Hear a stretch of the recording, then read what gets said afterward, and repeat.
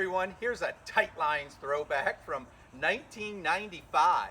It aired on WFLX Fox 29 TV.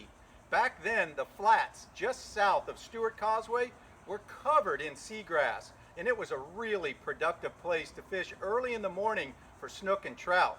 Now, whenever we filmed these shallow water segments up in Stuart, DOA Mark Nichols was one of my go-to guys. You gotta love his pink hat in this one. Watch. Why not trout?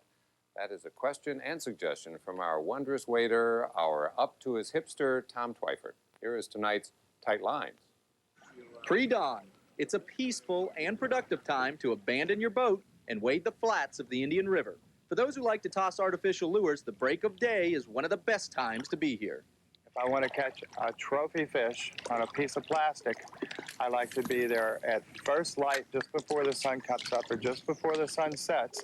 Number one is the trout have extremely light-sensitive eyes, they're very sensitive to light, and they will feed on that gray light time. Many anglers also prefer the falling tide, which moves good numbers of bait fish across the shallows. A mullet imitation like the surface-running DOA baitbuster is a good choice for fooling the fish. Is those really big fish will come up and feed in a foot of water where during the bright day, they're not going to be laying in that foot of water feeding. They're going to drop off into deeper areas where they have more protection against the bright light. Anglers that don't have a boat can wade a long distance away from the Stuart Causeway and are just as likely to catch quality fish. Not surprisingly, the big fish this trip came early. A growing number of angling conservationists are releasing their trophy trout and snook.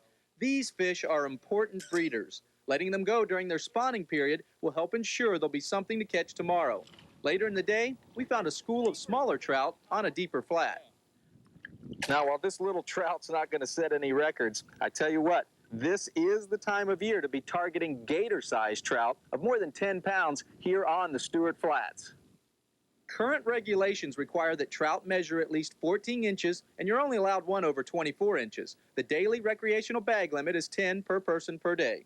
For Fox 29 in the West Palm Beach Fishing Club, I'm Tom Twyford. Tight Lines.